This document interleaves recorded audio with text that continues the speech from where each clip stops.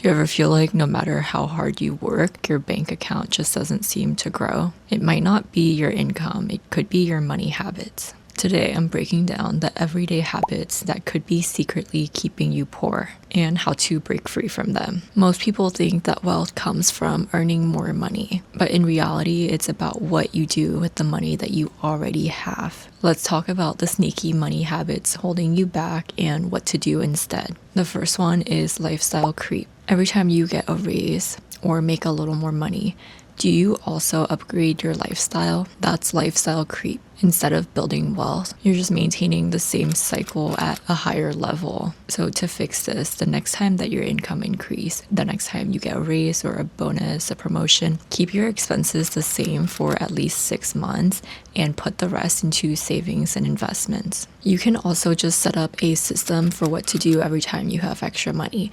Maybe you get a tax return or whatever it is. Every time you have extra money, you can decide maybe 50% of it goes into savings and investment. Maybe you put 25% into an emergency fund, and maybe you spend 25% on something nice for yourself. And that way you are living for today, but you're still also thinking about your future and how to get ahead financially. And a good example of this is you might see your friends who go from making $50,000 a year to making $80,000 a year. But all of it went to nicer cars, trips, and dinners, and their net worth just ended up staying the same. So avoid this by having a system and a plan for what to do with extra money every time that you get it. The best thing that you can do is really maintain your lifestyle as much as possible, because then every time you have extra money, every time you get a raise or a promotion, you're basically just going to be investing and saving so much more. And the thing about lifestyle inflation and lifestyle creep is it's really easy to inflate your lifestyle. It is extremely difficult to go back.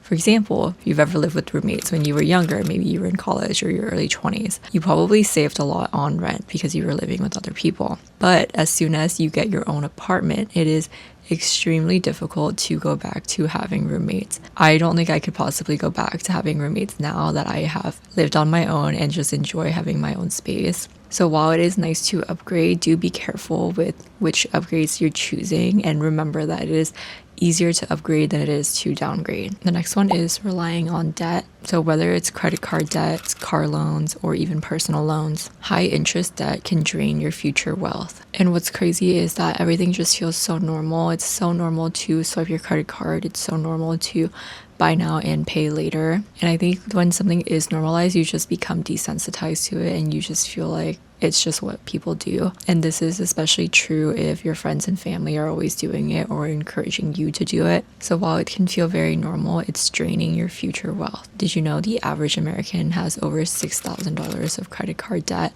And that's with really bad interest rates. That's usually higher than 20%. And all that money is just going straight to the bank, and it's not going to your investments, aka your future wealth. So the way to fix this is to use credit responsibly and to prioritize paying off high interest debt first. A good way to think about it is if you can't afford to buy something with the money in your checking account, then basically you can't afford it. Don't think of debt as like an extension of your income, because it isn't.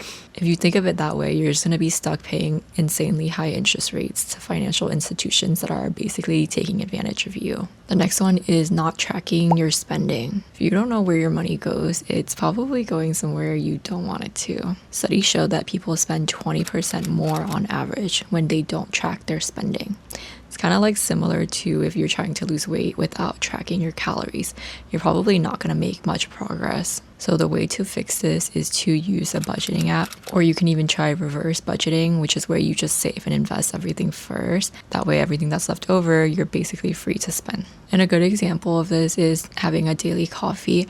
I know there's a lot of debate on this, but personally, I do like to have coffee twice a week on the weekends out. But the rest of the week, I make my own coffee at home with condensed milk. And I promise you, try it. Get an espresso machine, use condensed milk. It makes the best latte. And I don't really miss having coffee out. And I don't feel like I need to have it out every single day. But if you look at the math, a coffee every day, let's say it's $6, that's $180 a month, which is over $2,000 a year. And a lot of people are going to say, well, if you get a raise, then that's way more and you can have as much coffee as you want. Yes, that's true, but also I sat down and did the math, and it only cost me $2,000 to go to Italy for 10 days. And personally, I would rather go to Italy than have coffee every day. But this is why personal finance is fun, because it's all about you and your personal choices. Just make sure that you are aware of your spending habits so that you're okay with where your money is going. The next one is only saving and not investing. While it might feel safe to just keep your money in a savings account because there's really not a way that you can lose money, you are actually losing money over time because of inflation. Your purchasing power goes down every time inflation goes up. And that's why wealthy people put their money to work. So even if it's a small amount, like $50 into a Roth IRA or an investment account, or just a taxable account in index funds, that money can grow massively over time. For example, if you invest $200 a month from the age that you're 25 to the time that you're 65, you'll have over $500,000, assuming average stock market returns. The next one is not having an emergency fund. Here's a scary stat: 57% of Americans can't cover a $1,000 emergency. And the thing about emergencies is it's not really about if, it's more of a when situation. Like realistically, you know that every year you're going to have to get an oil change. And if you don't, your car might break down. But even if you maintain your car regularly, you know that eventually there's going to be things that come up. So without a cushion, something like that, or an unexpected medical expense can really set you back and put you into debt. So an easy way to fix this is start by saving up $1,000 in your emergency fund and then work your way up to 3 to 6 months of basic living expenses, and you can put that in a high yield savings account. Not having an emergency fund is an emergency because, again, it's not a matter of if, it's a matter of when. So protect yourself by having a cushion. The next one is comparing yourself to others. Scrolling on social media or just trying to keep up with your friends and family can be a really expensive habit, because just one designer bag or constant Amazon hauls can keep you broke. So fix the comparison. Ask yourself how much peace and freedom future you would have if you stay disciplined today. Breaking these habits isn't about being perfect. It's about making small, consistent changes that compound over time. Wealth isn't built in a day, but it is built daily. If you enjoyed this video, you might also like my average net worth by age video, so I'll link that down below. Let me know in the comments below which money habit you're working on breaking. I also recently started a TikTok just for personal finance, so if you prefer short form content, I'll link that down below. Be sure to like and subscribe for more money tips. Alright, that's it for today's video. Thank you for watching, and I will see you next time. Bye! Recession: how to make sure you're not only safe, but will come out on top. Don't panic.